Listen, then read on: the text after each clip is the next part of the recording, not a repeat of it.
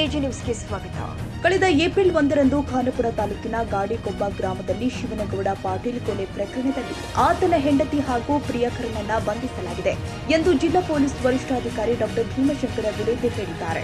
ಬೆಳಗಾವಿಯಲ್ಲಿ ಮಾತನಾಡಿದ್ದು, ಪ್ರಿಯತಮನಿಗೆ ವಿಡಿಯೋ ಕರೆ ಮಾಡಿ ಗಂಡನ ಮೃತಪಟ್ಟ ವಿಷಯ ತಿಳಿದುಕೊಂಡಿದ್ದ ಪತ್ನಿಯನ್ನು ಕೂಡ ಬಂಧಿಸಲಾಗಿದೆ ಎಂದಿದ್ದಾರೆ.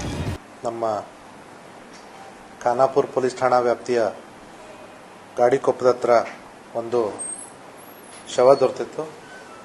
ಅದು ತದನಂತರ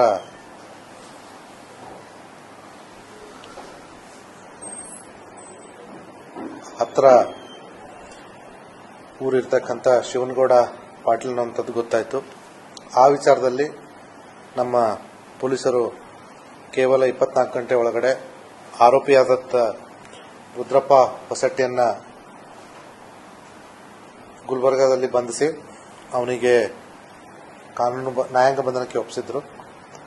ತದನಂತರ ಪೊಲೀಸ್ ಕಸ್ಟಡಿಗೆ ತೆಗೆದುಕೊಂಡು ಅವನನ್ನು ಹೆಚ್ಚಿನ ವಿಚಾರಣೆಗೆ ಒಳಪಡಿಸಿದಾಗ ನಮಗೆ ಕೊಲೆಗೆ ಅವನು ಮಾಡಿರ್ತಕ್ಕಂಥ ಸಂಚು ಯಾರ್ಯಾರ ಜೊತೆ ಇದ್ರು ಅನ್ನೋಂಥದ್ದು ನಮಗೆ ಗೊತ್ತಾಗಿದೆ. ಈಗಾಗಲೇ ಈ ಕೊಲೆ ಪ್ರಕರಣದಲ್ಲಿ ಮತ್ತೊಬ್ಬ ಆರೋಪಿತೆಯಾದ ಶೈಲಾ ಪಾಟೀಲ್ ಮೃತನ ಹೆಂಡತಿಯನ್ನು ಕೂಡ ನಾವು ಬಂಧಿಸಿ ಈಗಾಗಲೇ ನ್ಯಾಯಾಂಗ ಬಂಧನಕ್ಕೆ. ಕನ್ನಡಿಗರ ಮೆಚ್ಚಿನ ನಿಮ್ಮ ಎಜೆ 24/7 ನ್ಯೂಸ್ ಕನ್ನಡ ವಾಹಿನಿ ಇದೀಗ ಟಿವಿಯಲ್ಲಿ ಲಭ್ಯ. ವೇಳೆ ನೋಟಿಸ್ ಕೊಟ್ಟಿದ್ರೆ ವಾಪಸ್ ತಗೋತೀವಿ. ಇವತ್ತು ವಕ್ಫ್ ಪ್ರಾಪರ್ಟಿ ಅಂತೇಳಿ ಬರ್ತದೆ ಅಂತ ಹೇಳಿದ್ರೆ ರೈತರ ಬೀದಿಗೆ ಬದಲು ಏನ್ ಮಾಡ್ಬೇಕಾಗತ್ತೆ? ಯಾರು ವೋಟ್ ಹಾಕಲಿಲ್ಲ ಅಂದ್ರೆ ಗ್ಯಾರಂಟಿನೆಲ್ಲ ಸ್ಟಾಪ್ ಮಾಡ್ಬಿಡ್ತೀವಿ.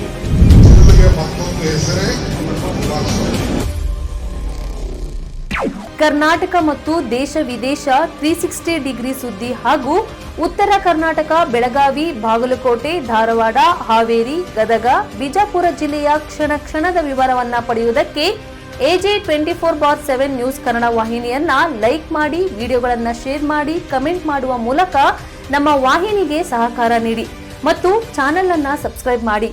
ಧನ್ಯವಾದಗಳು.